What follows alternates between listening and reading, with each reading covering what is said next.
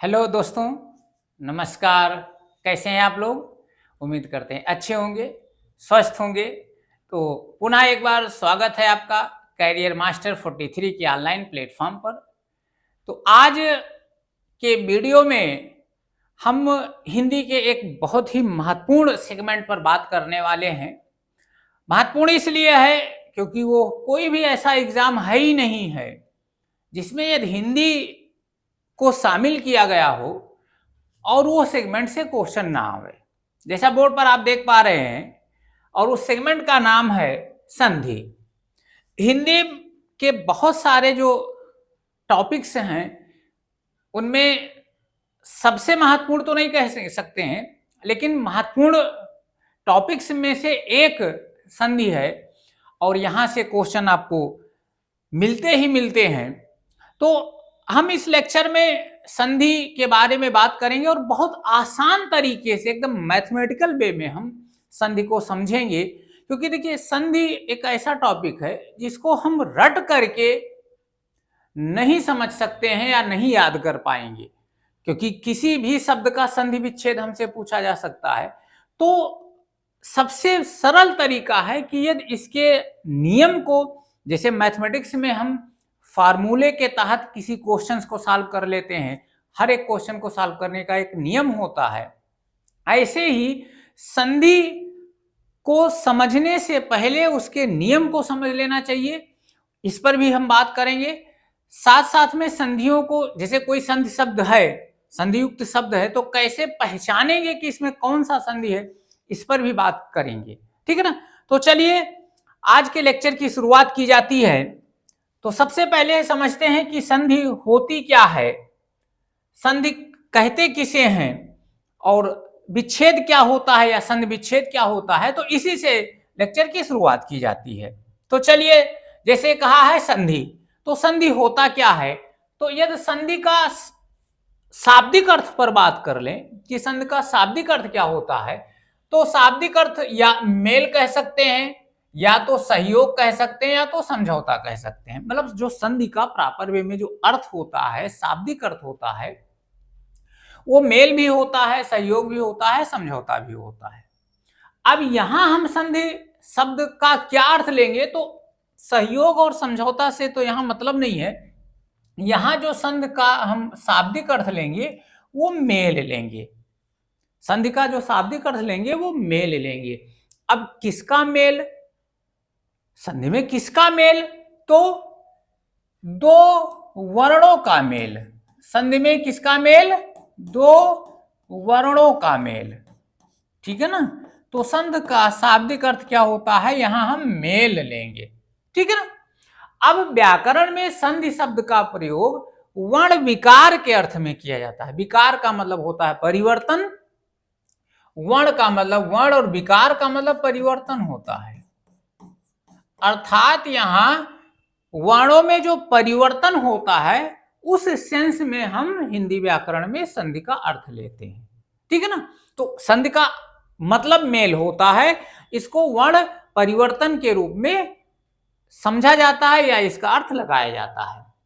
और जो विकार होता है वो वर्णों के मेल से, जैसे वर्ण का परिवर्तन हुआ तो कैसे हुआ, वर्ण परिवर्तन वर्णों के मेल से ही होता है। ये समझने की बातें हैं। एक लाइन में आप समझेंगे कि संधि शब्द का शाब्दिक अर्थ क्या होता है, मेल होता है। ये चीजें समझने के लिए है। चलिए आगे और कुछ समझते हैं कि क्या मतलब है। अब एक परिभाषा हम देना चाहें कि संधि की परिभाषा क्या होती है, संधि की परिभाषा क्या होती है, तो समझते हैं। दो वर्णों के मेल से जो विकार उत्पन्न होता है, व्याकरण में, हिंदी व्याकरण में उसको क्या कहते हैं, संधि कहते हैं। बस इस लाइन को आपको बहुत अच्छे ढंग से ध्यान रखना है। दो वर्णों के मेल से जो विकार उत्पन्न होता है, ये ध्यान रखिएगा, दो वर्णों के मेल को संधि नहीं कहते हैं।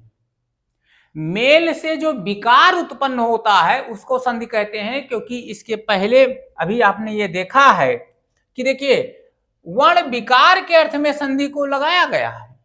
अर्थात विकार वर्णों के मेल से होता है और जो वर्ण विकार होता है उसके अर्थ में संधि शब्द का अर्थ लगाया गया है। तो परिभाषा यदि ये लिखा है कि दो वर्णों के मेल को संधि कहते हैं, गलत है। दो वर्णों के मेल से जो विकार उत्पन्न होता है, जो परिवर्तन होता है, एक वर्ण और एक वर्ण जब मिले तो उससे कोई नया परिवर्तन हुआ, उस परिवर्तन को संधि कहते हैं। ये ध्यान रखिएगा। कभी कभी किसी भी एग्जाम में, एक आध एग्जाम में ऐसे पूछ भी लिया जाता है कि संधि का क्या अर्थ है या संधि की परिभाषा, या संधि होती है तो दो वर्णों के मेल से उत्पन्न विकार संधि होती है। ठीक है ना। और क्या चीज है, अब इसी का जस्ट उल्टा क्या होता है, संधि विच्छेद होता है। लगे हाथ इसको भी समझ ले। तो संधि क्या होता है, वर्णों के मेल से जो विकार होता है वो संधि कहते हैं। अब संधि विच्छेद क्या होता है, संधि का विच्छेद। तो मेल को अलग कर दें, जो शब्द संधि से बने हैं उनके खंडों को अपने पूर्व में ले आना, जिन रूप में वो थे और मिलकर के संधि युक्त शब्द बने हैं उनको फिर अपने पूर्व में ले आना, अथवा संधि को तोड़ देना क्या कहलाता है, संधि विच्छेद कहलाता है। वर्णों के मेल से जो विकार होता है संधि कहलाता है। अब उस संधि युक्त शब्दों को फिर पूर्व रूप में ले आना क्या कहलाता है, संधि विच्छेद कहलाता है।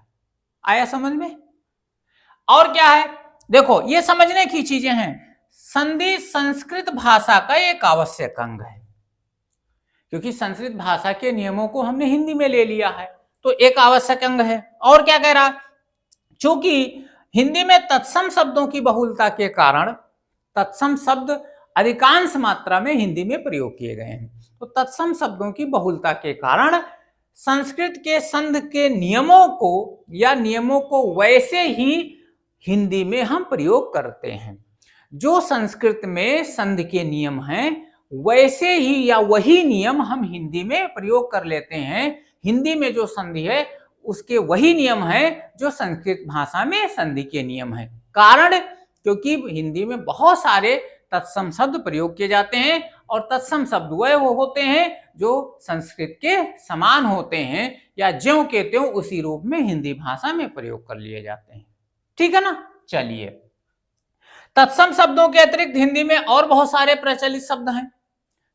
हिंदी भाषा में यदि शब्दों का स्रोत जाना जाए तो तत्सम है, तद्भव है, देशज है, विदेशी है, मिश्रित शब्द है या वर्ण संकर शब्द हैं। तो जो विदेशी शब्द हैं, इसलिए कहा गया हिंदी में प्रचलित विदेशी भाषाओं के शब्द में संधि का प्रयोग नहीं होता है। तो हिंदी व्याकरण में जो संधि के नियमों का प्रयोग होगा या संधियां होगी तो उन्हीं शब्दों के मध्य संधियां होंगी जहां क्या किया जाएगा, तत्सम शब्द का प्रयोग किया जाएगा। ठीक है ना। चलिए, तो ये परिभाषा हो गई।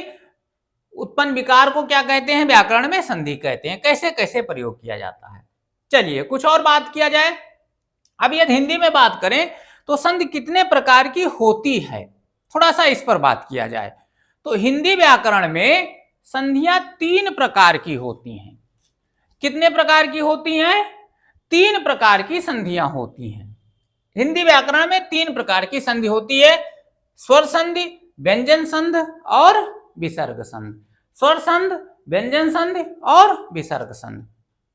ठीक है ना। अब हमें क्या करना है, इन्हीं संधियों का विस्तार से अध्ययन करना है। इन्हीं संधियों पर प्रश्न पूछे जाते हैं। किस संधि को कैसे हम संधि युक्त शब्द बनाएंगे, संधि युक्त शब्द का कैसे विच्छेद करेंगे, किसी शब्द को कैसे पहचानेंगे कि इसमें स्वर संधि है या व्यंजन संधि है, विसर्ग संधि है। तो संधि 3 प्रकार की होती है, स्वर संधि, व्यंजन संधि और विसर्ग संधि। अब हम इन्हीं का एक एक करके बारी बारी से अध्ययन करेंगे। चलिए, तो अब बात करते हैं स्वर संधि क्या होती है। हम पहले स्वर संधि पढ़ लेते हैं, व्यंजन संधि पढ़ लेते हैं, फिर विसर्ग संधि पढ़ लेते हैं। चलिए, तो पहले स्वर संधि की बात करते हैं। तो स्वर संधि होता क्या है, इसको समझते हैं। देखिए, 2 स्वरों के पास पास आने से जो संधि होती है उसे स्वर संधि कहते हैं। अथवा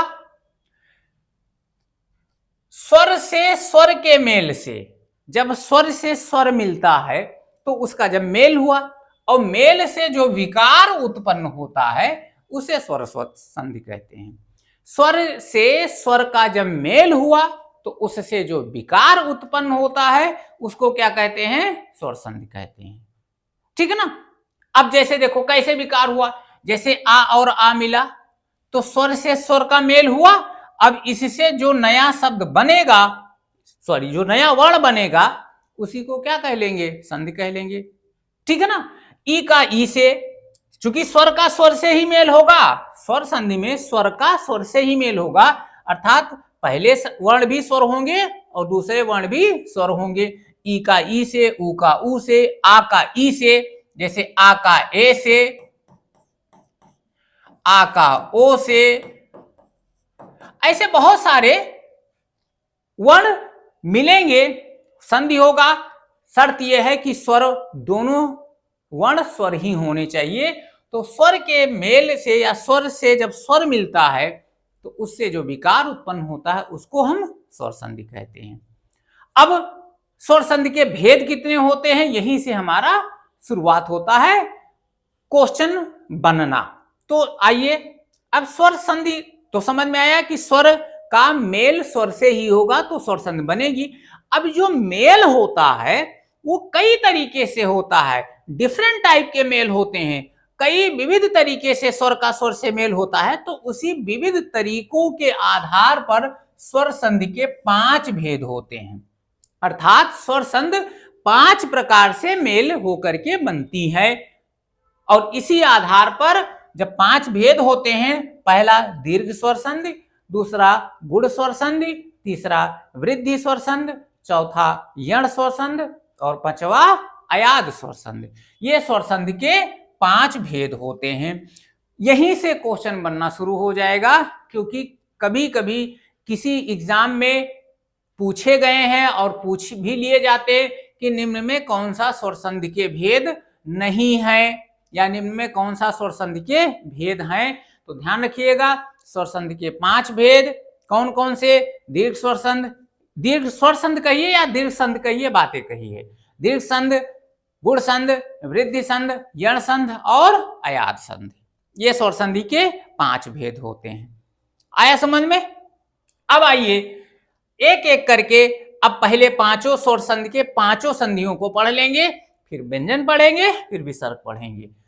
चलिए, तो अब आ जाइए, स्वर संधि का पहला भेद कौन सा है, दीर्घ स्वर संधि। दीर्घ स्वर संधि, तो नियम क्या कह रहा है, दीर्घ स्वर संधि का नियम क्या है, इस पर बात कर लेते हैं। तो देखिए, यदि प्रथम शब्द के अंत में हर्ष या दीर्घ आ ई उ री में से कोई एक वर्ण हो और दूसरे या द्वितीय शब्द के आदि मतलब पहले, दूसरे शब्द के आदि में उसी के समान वर्ण हो, तो दोनों के स्थान पर दीर्घ हो जाता है। दोनों के स्थान पर दीर्घ हो जाता है। नियम से नहीं समझ में आ रहा होगा तो आइए नीचे आप देखते हैं, कह रहा कि पहले शब्द के अंत में, जैसे पहला शब्द कोई लिखा होगा, अब शब्द जैसे मान लिया जाए, यहां हम एक उदाहरण के तौर पर आपको समझा रहे हैं, जैसे हिम धन आलय, ये जैसे लिखा हुआ है, ये है पहला शब्द और ये है दूसरा शब्द। तो नियम क्या कह रहा है, ध्यान से समझिएगा, नियम क्या कह रहा, पहले शब्द के अंत में हर्ष या दीर्घ आ हो, ई हो, ऊ हो, री हो। अब इस शब्द के अंत में देखो, इसमें आ ई उ री में से कोई एक वर्ण हो, तथा दूसरे शब्द के आदि में, ये दूसरा शब्द है, इसका आदि मतलब ये वाला पहला वर्ण, दूसरे शब्द के आदि में उसी के समान कोई वर्ण हो, जैसे जो वर्ण यहां हो, जो स्वर यहां हो, वही स्वर यदि यहां हो, तो दोनों मिल करके अपने का दीर्घ हो जाते हैं, अपने का दीर्घ हो जाते हैं। अब कैसे दीर्घ, क्या मतलब, जैसे देखो, यदि ये आ है, ई है, ऊ है और री है, ये हर्ष स्वर कहलाते हैं नहीं कहलाते हैं, ये हर्ष स्वर कहलाते हैं। और आ ई ऊ और री, ये क्या होता है, आ ई ऊ री को हटा दीजिए, ए आए ओ और औ, ये क्या कहलाते हैं, ये दीर्घ स्वर कहलाते हैं। तो नियम क्या कह रहा है कि पहले आ ई उ री में से कोई, चाहे हर्ष रूप में हो चाहे दीर्घ रूप में हो, मतलब पहले आ ई उ री हो या आ का देखो हर्ष रूप अ और दीर्घ रूप क्या हुआ आ, तो आ और आ में से कोई हो और दूसरे शब्द के आदि में उसी के समान हो। जैसे यहां देखो पहले शब्द के अंत में चाहे आ हो चाहे आ हो, आ कोई भी हो और दूसरे शब्द के आदि में उसी के समान, आ या आ उसी के समान, जैसे ये हो ऐसे यहां हो। और यदि ऐसा होता है तो दोनों मिलकर के अपने का दीर्घ हो जाएंगे, मतलब बड़ा आ कह लीजिए, बड़ा आ हो जाएंगे। यहां देखो चाहे ई हो चाहे ई हो और दूसरे शब्द में ई या ई हो तो दोनों मिलकर क्या हो जाएगा, ई हो जाएगा। यहां चाहे छोटी ई यहां छोटी हो तब भी ई, बड़ी ई छोटी ई तब भी ई, बड़ी ई प्लस बड़ी ई तब भी बड़ी ई। समझ में आ रहा ना? ऐसे छोटा ऊ यहां हो छोटा ऊ हो तब भी बड़ा ऊ, यहां बड़ा ऊ हो यहां छोटा ऊ तब भी बड़ा ऊ, यहां छोटा ऊ हो यहां बड़ा ऊ हो तब भी बड़ा ऊ, और यहां बड़ा ऊ हो यहां भी बड़ा ऊ हो तब भी बड़ा ऊ। चाहे हर्ष हो चाहे दीर्घ हो, चाहे यहां हर्ष हो चाहे दीर्घ हो, समान हो तो अपने का दीर्घ हो जाएगा। ये दीर्घ स्वर संधि का नियम है। री और प्लस री मिलकर के री हो जाता है। यहां से चीजें क्लियर हो गई होंगी। हमने इसी वजह से इसको एक फ्रेम में आपको बताने के लिए फ्रेम में बंद कर दिया है कि इससे देख करके ये मैथ का समझ लीजिए फार्मूला है, इससे चीजें आसान हो जाएंगी। अब चलिए देखिए कैसे एग्जाम्पल देखा जाए और ज्यादा क्लियर होगा। जैसे देखो यहां लिखा है भाव धन अर्थ, अब ये बना कैसे है देखो, अब देखो कैसे ये बनेगा, तो देखो आप समझो भाव और अर्थ, देखो कैसे इसको निकालते हैं। देखो इस भाव में वा में कौन सा स्वर है, कोई मात्रा तो है नहीं, तो छोटा आ का मात्रा है, तो यहां से आप इसको खींच लीजिए, भाव से आ निकाल लीजिए। समझिए कैसे हम इसको बनाते हैं। प्लस यहां देखो इसमें क्या है, आ है, इसको ले लीजिए और यहां रख दीजिए। अब नियम क्या कह रहा है कि आ के साथ यदि आए समान आए तो अपने का क्या हो जाएगा, दीर्घ हो जाएगा। तो यहां देखिए भाव और ये आ और आ मिलकर क्या हो गया, बड़ा आ हो गया, और ये अब आप जोड़ दीजिए, तो जब भाव और वा में बड़ा का मात्रा तो वहां पर बड़ा का मात्रा, और यहां था ही है, क्या हो गया, भावार्थ। भाव धन अर्थ बराबर भावार्थ हो गया। आया समझ में? जैसे देखो यहां देखो विद्या धन अर्थी, अब देखो हम समझा रहे हैं विद्या प्लस अर्थी। अब देखो यहां विद्या में कौन सा है, बड़ा आ, आप निकाल लीजिए, और जैसे स्वर निकालेंगे वो व्यंजन क्या हो जाता है, आधा हो जाता है। प्लस आ कर लीजिए, यहां छोटा आ है, यहां ये देखिए। अब देखो बड़ा और आ मिलकर के अपने का दीर्घ क्या बनेंगे, बड़ा आ बनेंगे, और यहां देखो ये हो जाएगा विद्या, और यहां अब जोड़िएगा तो क्या हो जाएगा, बड़ा मात्रा लगा दीजिए, विद्यार्थी हो गया, नहीं हो गया? आया समझ में? चलिए एक ई ले लेंगे। जैसे देखो यहां बाकी आपको तोड़ करके बनाना है, कैसे बनेगा हम एग्जाम्पल के लिए, जैसे ये आपको समझा दिए, ये समझा दिए, चलिए इसको ले लीजिए। देखो क्या लिखा है, रवि धन इंद्र। अब देखो यहां क्या है, छोटी ई निकाल लीजिए,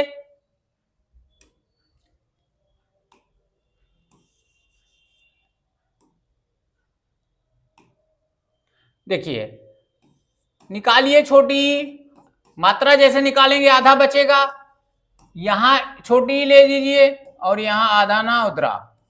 अब देखो ई और ई मिलकर क्या हो गया, बड़ी ई हो गया, रव धन बड़ी ई धन इंद्र। अब आप इस पर बड़ी मात्रा लगाइए तो क्या बनेगा, रवींद्र। रवि धन इंद्र बराबर क्या बनेगा, रवींद्र बनेगा। जैसे देखो एक और ले लीजिए, छोटा वाला ले लीजिए, भानुधन उदय। चलो भाई इसमें क्या है, छोटा उ मात्रा हमने निकाल लिया। यहां क्या है, उ है, यहां द है। उ मिलकर क्या हो गया, बड़ा उ। भानु धन बड़ाऊ धन दय। चलिए मेल करा दीजिए, ना पर बड़ाऊ की मात्रा दाओ, या क्या बना, भानुधन उदय बराबर भानुदय। कैसे जोड़ा गया, समझ में आया ना, चीजें समझ में आ रही है। तो ऐसे ये समान स्वर यदि मिलेंगे, हर्ष या दीर्घ हो, उसके बाद में हर्ष या दीर्घ समान स्वर मिलेंगे, तो दोनों मिलकर अपने का क्या हो जाता है, दीर्घ हो जाता है। चीजें समझ में आई। ये कई सारे एग्जाम्पल दिए गए हैं, इसको आप लगाइएगा, लगाने की कोशिश करिएगा। यदि चीजें समझ में आती है तो कमेंट में जरूर लिखिए, और यदि कहीं कंफ्यूजन होती है तब भी कमेंट में जरूर लिखिएगा, उस पर दोबारा डिस्कस किया जाएगा। तो आया दीर्घ स्वर संधि समझ में। यदि हर्ष या दीर्घ पहले शब्द के अंत में है और उसी के समान स्वर आ रहा है, तो दोनों मिलकर के अपने का क्या हो जाएंगे, दीर्घ हो जाएंगे। चलिए अगली संधिया पर बात करें। अगली संधि है गुण संधि। नियम क्या कह रहा है, यदि प्रथम शब्द के अंत में हर्ष या दीर्घ आ हो, हर्ष या दीर्घ आ हो मतलब छोटा आ और बड़ा आ कोई दोनों हो, हर्ष या दीर्घ का मतलब चाहे छोटा हो चाहे बड़ा हो, हर्ष या दीर्घ आ हो, और दूसरे शब्द के आद में हर्ष या दीर्घ ई उ री में से कोई वर्ण हो। अब की ई उ री में से कोई एक वर्ण हो तो क्या होगा, तो आ और ई का ए हो जाएगा, आ और उ का वो हो जाएगा, तथा आ और री का अर हो जाएगा।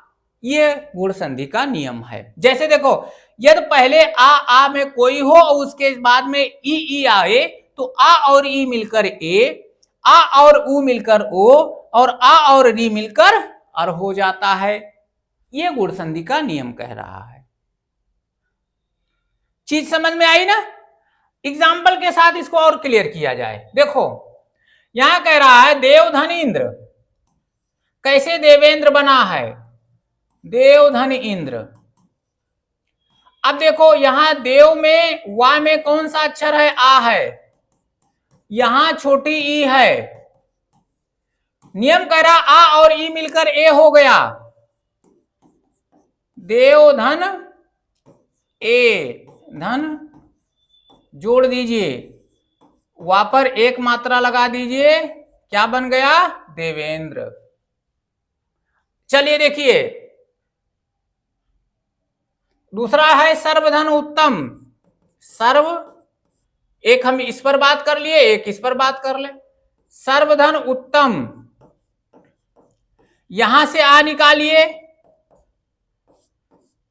हलंत लगा दीजिए, यहां से ऊ निकालिए।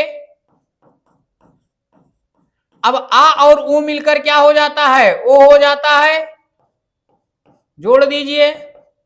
नियम हमारा यही कह रहा है। तो क्या बनेगा, सर्वधन उत्तम बराबर सर्वोत्तम। आया समझ में। चलिए एक ले लीजिए, देवधन ऋषि। देवधन ऋषि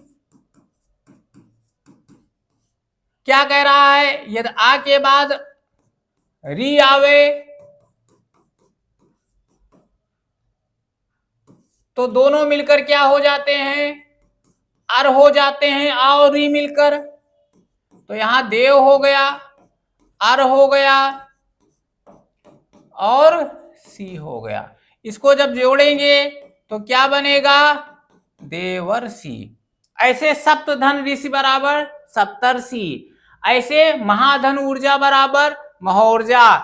क्या है, बड़ा और ऊ मिलकर ओ, बड़ा और ऊ मिलकर ओ, आ और ऊ मिलकर ओ, आ और ऊ मिलकर ओ, आ और ई मिलकर ए, आ और ई मिलकर ए, आ और ई मिलकर ए, आ और ई मिलकर ए। ये गुण संधि का उदाहरण है। मतलब ये पहले आ और आ हो, उसके बाद में ई हो, ऊ हो और री हो, तो आ और ई का ए, आ और ऊ का ओ, और आ और री का अर हो जाता है। ये गुण संधि का नियम है। पहचान भी आप समझते चलिए, या अंत में भी हम पहचान बताएंगे कि कैसे गुण संधि को कैसे पहचानेंगे कि किसी पर्टिकुलर शब्द में गुण संधि ही लिखा हुआ है। ठीक है ना। अच्छा, एक चीज लगे हाथ समझ लीजिए, जैसे गुण संधि के पहचानने का सबसे आसान तरीका है कि जब शब्द के बीच के वर्ण पर ए, ओ और अर का मात्रा लगा होगा।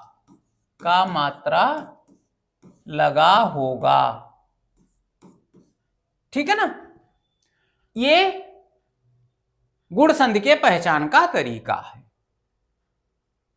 चलिए आगे इस पर हम पहचान का और डिटेल आपको हम बताएंगे कि कैसे पहचानेंगे। आ जाइए वृद्धि स्वर संधि पर बात करते हैं। तो गुण में क्या था, आ और आ के बाद यदि ई उ उ री आवे तो ए हो जाता है, ओ हो जाता है और अर हो जाता है। वृद्धि स्वर संधि क्या कह रही है कि यदि प्रथम शब्द के अंत में आ या आ हो, यहां से आप देखिएगा, और दूसरे शब्द के आदि में पहले ए ऐ ओ औ में से कोई वर्ण हो, ए ऐ ओ औ में से कोई वर्ण हो, तो आ और ए का ऐ हो जाएगा। आ और ए मिलकर के ऐ हो जाएंगे और आ और ओ मिलकर औ हो जाएगा। अब चाहे यहां आ छोटा हो या बड़ा हो, यहां ए हो चाहे ऐ हो, दोनों मिलकर ऐ ही बनेंगे। यहां छोटा हो या बड़ा हो और यहां ओ हो या औ हो, दोनों मिलकर औ ही बनेगा। ये वृद्धि स्वर संधि का नियम है। उदाहरण से ज्यादा और क्लियर किया जाए, देखो जैसे एक धन एक, अब कैसे तोड़ा गया है समझिए। एक धन एक, यहां से आप कौन सा स्वर है अंत में भाई, आ है, और यहां कौन सा स्वर है, ए है। अब कह रहा आ और ए मिलकर ऐ हो जाएगा, तो एक और यहां ऐ और यहां का, चलिए मात्रा लगा दीजिए, तो बन गया एक। बना बन नहीं बना। चलो देखो यहां इस पर देखिए, महाधन ओजस्वी, चलिए निकालिए, इसमें कौन सा स्वर है,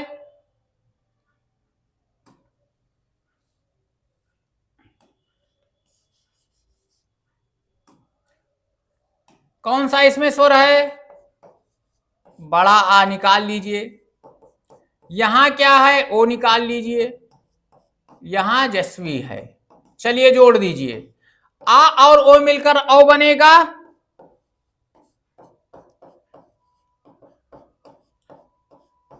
एकदम मैथ का नियम यहां लागू होगा भाई, देख लीजिए। जोड़ दीजिए, महोजस्वी बन गया, आ का औ हो गया। आया समझ में। इसीलिए महाधन औसत बराबर, यहां आ है यहां औ है, औ हो गया, यहां आ है औ है, औ हो गया, बड़ा आ है ओ है, औ हो गया, बड़ा आ है ऐ हो गया, बड़ा आ है ए है, ऐ हो गया, छोटा आ है ऐ हो गया, छोटा आ है ए है, ऐ हो गया, छोटा आ है ए है, ऐ हो गया। तो आ और ए या ऐ मिलकर ऐ और आ और ओ मिलकर के औ हो जाता है। ये किस संधि का नियम है, ये वृद्धि संधि का नियम है। आई चीजें समझ में। चलिए आइए अगले संधि पर बात करते हैं, यड़ संधि क्या कह रही है। तो यड़ संधि का नियम क्या है कि यदि प्रथम शब्द के अंत में ई उ री आवे तथा दूसरे शब्द के आदि में इनसे असमान स्वर आवे,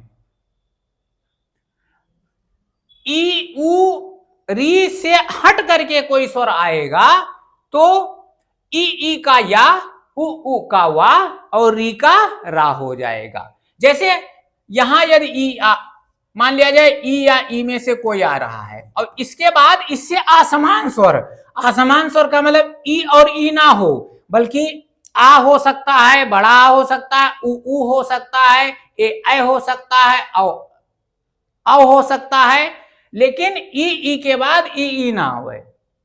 यदि यहां उ आ रहा है तो यहां उ ना आवे, बाकी आ ई ए आई ओ औ कुछ भी आ सकता है, असमान।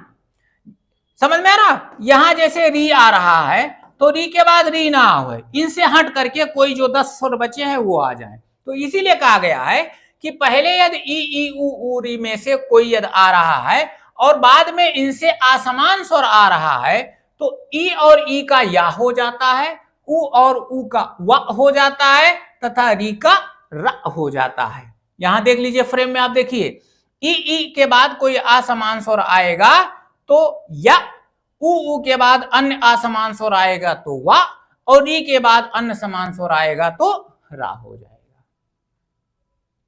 ठीक है ना? एग्जाम्पल देखिएगा, बहुत इंपॉर्टेंट संधि है।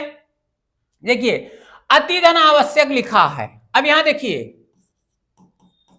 कैसे अतिधन आवश्यक लिखा है, हम एक एग्जाम्पल को तोड़ करके समझा दे रहे हैं। जैसे देखिए अब यहां कौन सा स्वर आया है? ई आया है और यहां आ आया है। देखो असमान है, असमान स्वर है भाई, हाँ है। तो कह रहा ई, अब देखो यहां ध्यान रखना, ई और आ मिलकर या नहीं होंगे, ई का या होगा केवल और आ वैसे रहेगा।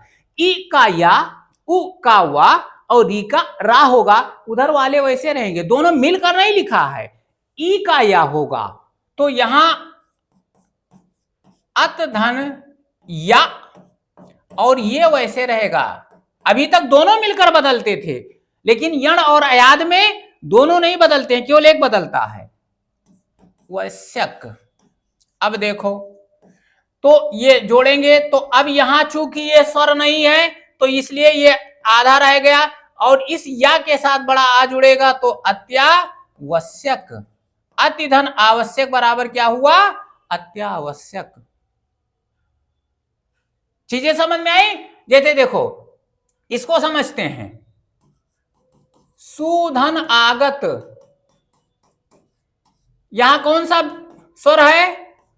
उ है, यहां बड़ा आ है। देखो जब उ के बाद कोई असमान स्वर आवे तो उ का वा हो जाएगा और ये वैसे रहेंगे, और यहां सा है, आधा सा। अब देखो इसके बाद चूंकि स्वर है नहीं तो ये आधा सा वैसे रह जाएगा और इसके साथ बड़ा आ जुड़ जाएगा तो वहां पर बड़ा मात्रा और गावतागत सुधन आगत बराबर स्वागत हो गया। ठीक है ना? ऐसे देखो पितृधन आदेश,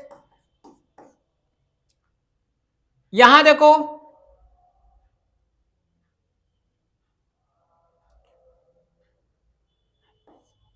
ये मिसप्रिंट हो गया है, तामेरी है, पितृ धन आदेश ये। अब यहां देखो री है और यहां आदेश है, आ है तो री का क्या हो जाएगा? री का रा हो जाएगा, रा हो जाएगा और यह हो गया आदेश। अब जब इसको जोड़ेंगे तो क्या बनेगा? पित्रादेश। क्या बनेगा? पित्रादेश बनेगा। तो यण संधि क्या कह रहा है? यदि ई के बाद कोई असमान स्वर आवे तो ई का या, उ के बाद कोई असमान स्वर आवे तो उ का वा, और री के बाद कोई असमान स्वर आए तो री का रा हो जाता है। ये ध्यान रखिएगा, एग्जाम्पल आपके साथ है। आया समझ में? इसलिए हम एक एक एग्जाम्पल को तोड़ तोड़ करके आपको बता दे रहे हैं, कैसे तोड़ा गया है, समझ में आ रहा है? चलिए, और स्वर संधि का जो अंतिम पांचवा संधि है वो है अयाद संधि। तो अयाद क्या कह रहा है, इस पर बात किया जाए। कह रहा है कि यदि प्रथम शब्द के अंत में ए ऐ ओ औ हो या ए हो या आय हो या औ हो या औ हो, ए आय ओ औ कोई से हो, और दूसरे शब्द के बाद में अब इनसे भिन्न कोई आवे, इनसे असमान स्वर आवे, ए के बाद ए ना आवे, आ इ उ री ओ औ कोई भी आ जाए, ए के बाद ये, आई के बाद आई ना आवे, ओ के बाद ओ ना आवे, औ के बाद औ ना आवे, तो असमान जब आएगा तो ए का आय हो जाएगा, ये असमान वैसे रहेगा जैसे यड़ में था, ए का आय हो जाएगा, आय का आय हो जाएगा, ओ का औ हो जाएगा और औ का आव हो जाएगा।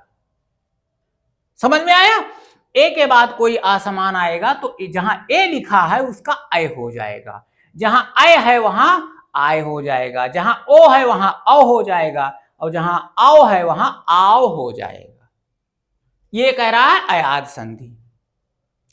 एग्जाम्पल देखा जाए, देखिए जैसे कह रहा है ने धन अन, इसको आप समझिए, देखो यहां से कौन सा स्वर है, ए है, और यहां क्या आ रहा है, अन आ रहा है, असमान आया तो ए का क्या बन जाएगा, आय बन जाएगा, आय, और ये आधा ना है और ये अन है, अब सबको जोड़िए तो ना में आ जुड़ेगा पूरा हो जाएगा, और या में जुड़ेगा ये भी पूरा हो जाएगा, ने धन अन बराबर नयन हो गया। समझ में आ रहा? चलिए देखो यहां देखो, नए धन इका, अब देखो यहां क्या आ रहा है, अब की आय आ रहा है और यहां इका आ रहा है, जब आय के बाद कोई असमान आएगा तो आय का क्या बन जाएगा, आय बन जाएगा, और यहां ना है, अब देखो इका क्या हो गया, ना पर बड़ा मात्रा और या के साथ छोटी ई, नायिका, हो गया नहीं हो गया? चलिए यहां देखिए पो धन अन, इस पर समझिए, ये हो गया, ये पो धन अन, कौन सा यहां स्वर है, पा के साथ ओ है, लीजिए यहां अन है, आ है, आ समान आया तो ओ का क्या हो जाएगा, आओ हो जाएगा, आओ हो जाएगा, और यहां अन जोड़िए भाई, पा के साथ आ जाएगा पा हो गया, वा के साथ आ जाएगा पूरा हो गया, और ना हो गया, पो धन अन बराबर पवन, पव धन अक बराबर पावक, विधय धन अक बराबर विधायक, विनय धन अक बराबर विनायक। समझ में आ रहा है ना? तो ये अयाद संधि कह रहा है कि यदि ए के बाद कोई असमान आएगा तो आय, आय के बाद कोई असमान आएगा तो आय, ओ के बाद कोई असमान आएगा तो औ, और औ के बाद कोई असमान स्वर आएगा तो उसका आव हो जाएगा। ये एग्जाम्पल आपके साथ में, तो ये अयाद संधि का नियम।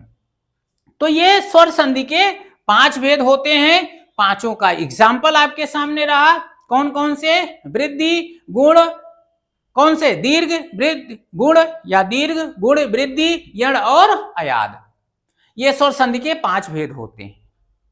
समझ में आ रहा ना? अब यदि एग्जाम्पल के साथ समझ गए, अब आगे यदि बात करें कि यदि हमें इन संधियों को पहचानना हो, पांचों संधि में पहचान करनी हो, कुछ जैसे कोई संधि शब्द दे दिया और कहा गया कि इसमें कौन सी स्वर संधि है, तो अभी हमने, ये इंपॉर्टेंट है थोड़ा सा समझिएगा, तो हमने अभी स्वर संधि के 5 भेद हमने पढ़ा,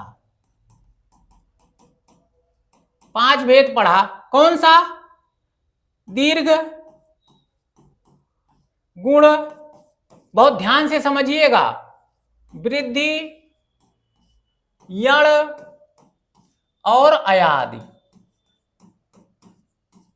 अब कैसे पहचानेंगे, जैसे मान लिया जाए हमारे सामने आ गया पुष्पांजलि, पुष्पांजलि,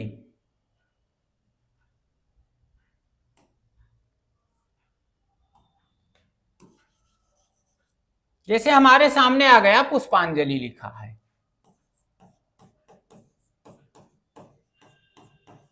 तो हम कैसे, हमसे पूछा जाए निम्न शब्द में संधि बताइए, तो कैसे बताएंगे कि कौन सी संधि है? जैसे हमारे सामने आ गया देवेश, अब हमसे कह रहा है इसमें संधि बताइए। हमारे सामने आ गया अत्याचार, इसमें कह रहा हमसे संधि बताइए। हमारे सामने आ गया विनायक, हमसे कह रहा है इसमें संधि बताइए। हमारे सामने आ गया महौषध, हमसे कह रहा है इसमें संधि बताइए। तो अब रटेंगे नहीं, संधियों को रटा थोड़ी जा सकता है। तो ये सारे स्वर संधि के भेद हैं। अब स्वर संधि के भेद में किस संधि के भेद हैं, इसको पहचानने का क्या तरीका है, बड़े ध्यान से समझिएगा। तो जब कोई भी ऐसा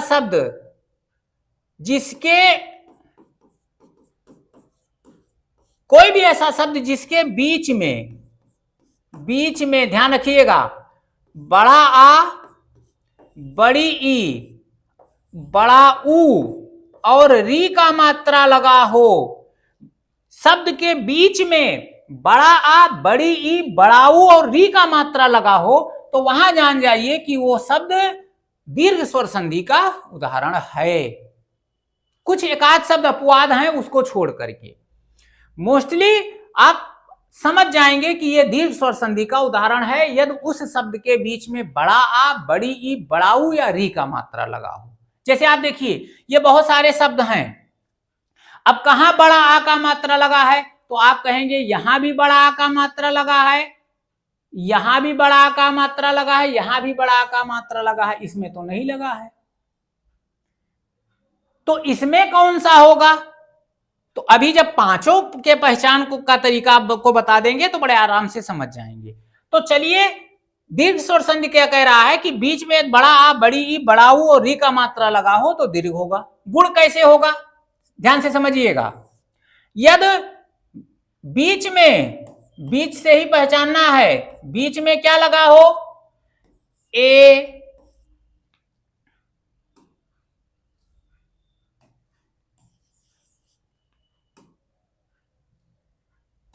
बीच में क्या लगा हो, ए का मात्रा और ओ का मात्रा और अर लगा हो। बीच के शब्द में ए, ओ और अर का मात्रा लगा हो तो वो गुण संधि होगी। वो कौन सी संधि होगी? गुण संधि होगी। अभी आगे हम अभी समझा रहे हैं। वृद्धि में यदि बीच में आय का मात्रा लगा हो और औ का मात्रा लगा हो, बीच में यदि आय का मात्रा लगा हो, बीच के वर्ण पर आय का मात्रा लगा हो और औ का मात्रा लगा हो, तो वो कौन सी संधि होगी? वो वृद्धि संधि का उदाहरण होगी। आइए यण में ध्यान रखिएगा, यदि बीच में ध्यान रखिएगा या हो या वा हो, बीच में यदि या हो या वा हो और इस या और वा के पहले या और वा के पहले आधा व्यंजन हो, कौन सा? कोई भी आधा व्यंजन हो, शब्द के बीच में या वा हो और उस या और वा के पहले आधा व्यंजन हो, तो जान लीजिए वो यण संधि का उदाहरण है। ठीक है ना, वो यण संधि का उदाहरण है। और अयाद कैसे पहचानेंगे? बीच में या वा हो, या और वा हो और उसके पहले तथा उसके पहले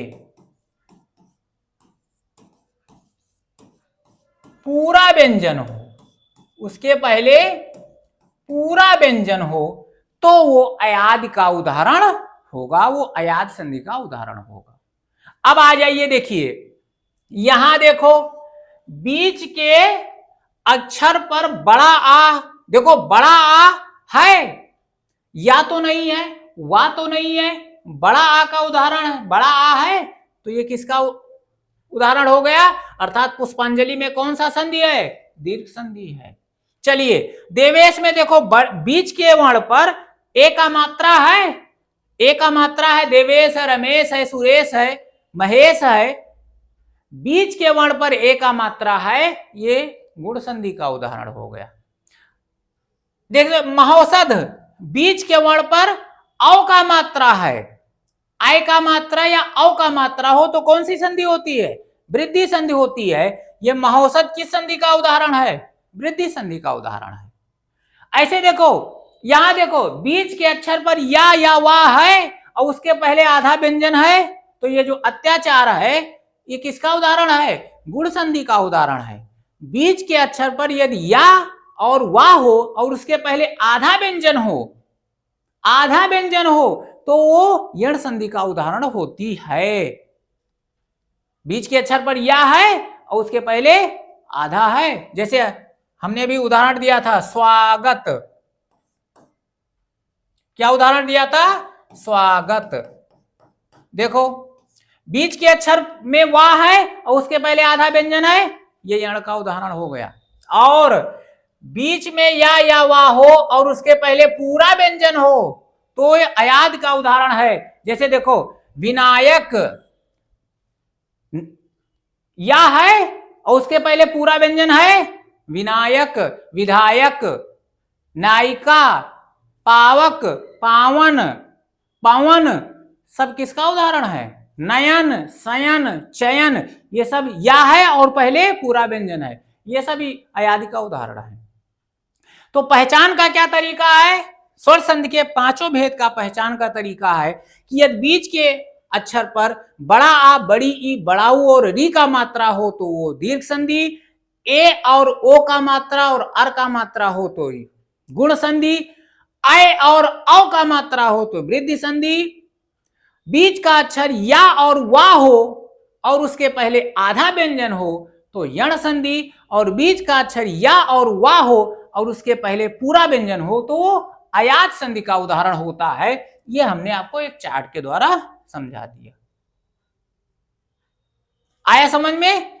तो ये था स्वर संधि। संधि क्या होती है ये जाना गया। स्वर संधि क्या होती है, संधि के भेद कितने हैं, स्वर, व्यंजन और विसर्ग। स्वर संधि के कितने भेद होते हैं? 5, दीर्घ, वृद्धि, गुण, यण और अयाद। उसके भेद कैसे कैसे एग्जाम्पल के साथ उसको तोड़ा जाता है, कैसे उसको जोड़ा जाता है और स्वर संधि को कैसे पहचान की जाती है, ये आज के लेक्चर में हमने कवर किया। उम्मीद करते हैं आज का वीडियो अच्छा लगा होगा। यदि वीडियो अच्छा लगा हो तो वीडियो को लाइक कर दीजिए, शेयर कर दीजिए और ये चैनल पर नए हैं तो चैनल को सब्सक्राइब कर लीजिए। अगले लेक्चर में हम व्यंजन संधि पर बात करेंगे और यदि इन स्वर संधि में कहीं भी आपको कोई दिक्कत हो, किसी भी शब्द को जोड़ने में या तोड़ने में कोई भी यदि आपको दिक्कत आए, कोई भी परेशानी आए, कहीं भी कंफ्यूजन हो तो कमेंट में जरूर उस शब्द को लिखिएगा, अपनी समस्या को बताइए, उसका निदान आपको भेजा जाएगा। ठीक है, चैनल को सब्सक्राइब कर लीजिए, लाइक कर लीजिए और दोस्तों को भी शेयर कर दीजिए, जिससे ज़्यादा से ज़्यादा लोग पढ़ ले, समझ में आ जाए और इसका लाभ ले। तो आज के लिए इतना ही। धन्यवाद। जय हिंद।